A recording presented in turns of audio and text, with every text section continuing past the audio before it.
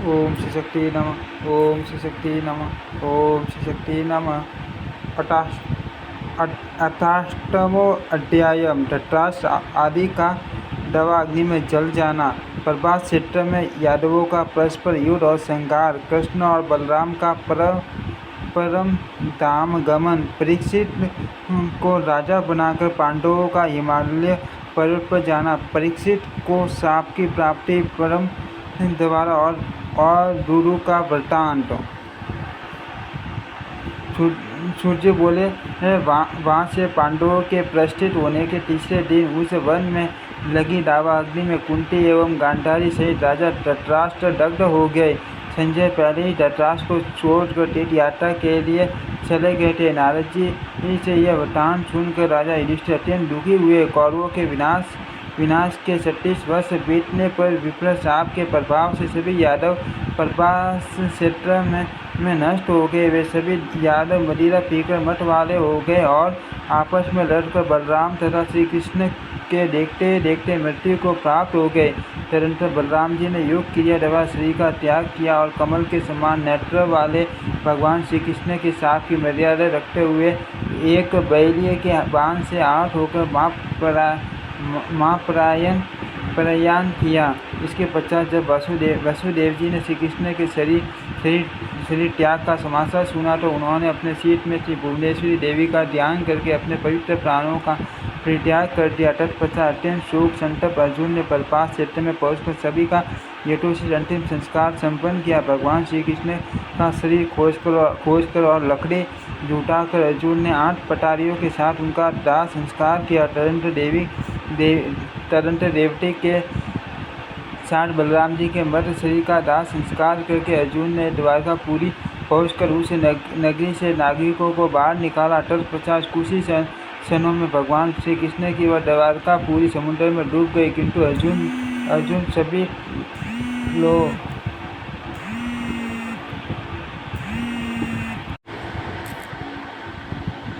तत्पश्चात कुछ ही क्षणों में भगवान श्री कृष्ण की वह द्वारकापुरी समुद्र में डूब गए। किंतु अर्जुन सभी लोगों को साथ लेकर बाहर निकल गए थे। मार्ग में चोरों और बिल्लों ने श्री कृष्ण की पत्नियों को लूट लिया और समस्त धन छीन लिया। उस समय अर्जुन तेजहीन हो गए। तदनंतर अपरिमित तेज से संपूर्ण अर्जुन ने इंद्रप्रस्थ पहुंचकर अनिरुद्ध के वज्र नामक पुत्र को राजा बनाया। अर्जुन ने अपने तेजहीन होने का दुख व्याजी से निवेदित किया, जिस पर व्याजी ने उस महारथी अर्जुन से कहा, हे महामते, जब भगवान श्री कृष्ण और आपका पुण्य अवतार होगा तब उस युग में आपका तेज पुण्य अत्यंत उग्र हो जाएगा। उनका यह वचन सुनकर अर्जुन वहाँ से हस्तिनापुर चले गए। वहाँ पर अत्यंत दुखी होकर अर्जुन ने धर्मराज युधिष्ठिर से समस्त वृत्तांत कहा। श्री कृष्ण के देह त्याग एवं यादवों के विनाश का समाचार सुनकर राजा युधिष्ठिर ने हिमालय की ओर जाने का निश्चय कर लिया। इसके बाद 36 वर्षीय उत्तरापुत्र परीक्षित को राज सिंहासन पर प्रतिष्ठित करके वे राजा युधिष्ठिर द्रौपदी तथा भाइयों के साथ वन की ओर निकल गए। इस प्रकार 36 वर्ष की अवधि तक हस्तिनापुर में राज्य करके द्रौपदी तथा कुंती पुत्रों इन सबों ने हिमालय पर्वत पर जाकर प्राण त्याग दिए। इधर धर्मनिष्ठ राजर्षि परीक्षित भी आलस्य रहित भाव से 60 वर्षों तक संपूर्ण प्रजा का पालन किया। वे एक बार आकेट हेतु एक विशाल जंगल में गए। अपने बाण से बीट एक मृग को खोजते मध्यकाल में उत्तरापुत्र राजा परीक्षित भूख प्यास तथा थकान से व्याकुल हो गए। धूप से पीड़ित राजा ने समीप में ही एक ध्यान मगन मुनि को विराजमान देखा और प्यास से व्याकुल उन्होंने मुनि से जल मांगा। मौन व्रत में स्थित वे मुनि कुछ भी नहीं बोले, जिससे राजा कुपित हो गए और प्यास से आकुल तथा कली से प्रभावित चित्त वाले राजा ने अपने धनुष की नोक से एक मर्त सांप उठाकर उनके गले में डाल दिया। गले में सर्प डाल दिए जाने के बाद भी वे मुनि से कुछ भी नहीं बोले। वे थोड़ा भी विचलित नहीं हुए और समाधि में स्थित रहे। राजा भी अपने घर चले गए। उन मुनि का पुत्र गविजात अत्यंत तेजस्वी तथा महा तपस्वी था।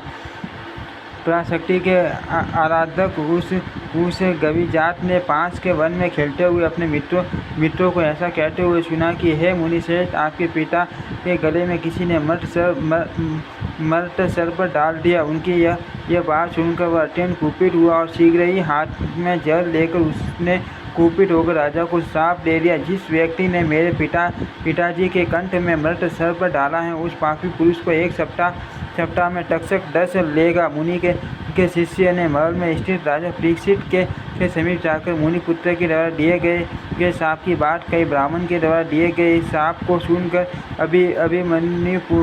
मुनिपुत्र परीक्षित ने उसे अन्य वाणी समझकर वर मंत्रियों से कहा, अपने अपराध के कारण मैं मुनिपुत्र से शापित हुआ हूँ। हे मंत्रियों, अब मुझे क्या करना चाहिए?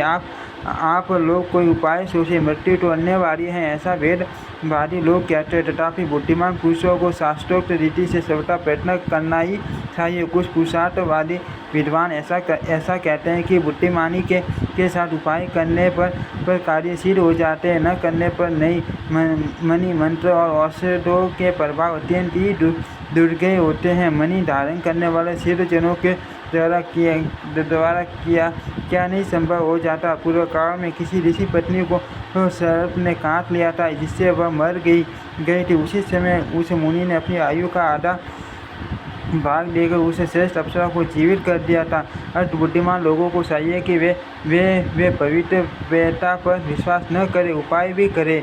हे सचिवों, आप लोग ये दृष्टांत प्रत्येक देख ले। इस लोक और परलोक में ऐसा कोई भी मनुष्य नहीं दिखाई देता जो केवल बाकी के भरोसे रहकर उद्यम न करता हो। गृहस्थी से विरक्त मनुष्य सन्यासी होकर जगह जगह भिक्षाटन के लिए बुलाने पर अथवा बिना बुलाए भी गृहस्था के घर जाता ही है। दैवात प्रात उस भोजन को भी क्या कोई मुख में डाल देता है? उद्यम के बिना वह भोजन मुख से उदर में कैसे प्रवेश कर सकता है? अर्थ प्रयत्नपूर्वक उद्यम तो करना ही चाहिए। यदि सफलता न मिले तो बुद्धिमान मनुष्य मन में विश्वास कर ले कि दैव यहाँ प्रबल है। मंत्रियों ने कहा, हे महाराज, वे कौन मुनि थे जिन्होंने अपनी आधी आयु देकर अपनी प्रिय पत्नी को जीवित किया था? वह कैसी मरी थी? यह कथा विस्तार से हमसे कहिए। राजा बोले, महर्षि भृगु की एक सुंदर स्त्री थी जिसका नाम पुलोमा था। उससे परम विख्यात सवयन मुनि का जन्म हुआ। सवयन की पत्नी का नाम सुकन्या था। वह महाराज शरयाती की रूपवती कन्या थी। उस कन्या से श्रीमान परमती ने जन्म दिया, जो बड़े यशस्वी थे। उस परमती की प्रिय पत्नी का नाम प्रतापी था। उन्हीं राजा परमती के पुत्र परम तपस्वी रुरु हुए। उन्हीं दिनों स्थूल केश के नामक एक विख्यात ऋषि थे, जो बड़े ही तपस्वी, धर्मात्मा एवं सत्यनिष्ठ थे।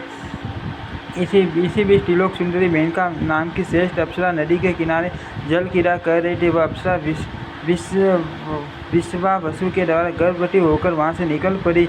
उस श्रेष्ठ अप्सरा ने स्थूल केश के आश्रम में जाकर नदी तट पर एक त्रैलोक्य सुंदरी कन्या को जन्म दिया और वह उसे छोड़कर चली गई। तब उस नवजात शिशु कन्या को अनाथ जानकर मुनिवर स्थूल केश अपने आश्रम ले गए और उसका लालन पोषण करने लगे। उन्होंने उसका नाम ब्रह्मद्वार रखा। वह सर्व लक्षण संपन्न कन्या यथा समय यौवन को प्राप्त हुई। उस सुंदरी को देखकर रुरु काम मोहित हो गए। इति श्रीमद्देवी भागवते महापुराणे अष्टादशसहस्र संहितायां द्वितीय स्कन्धे रुरु सहित वर्णन नामाष्टमो अध्याय। ओम श्री शक्ति नमः। ओम श्री शक्ति नमः। ओम श्री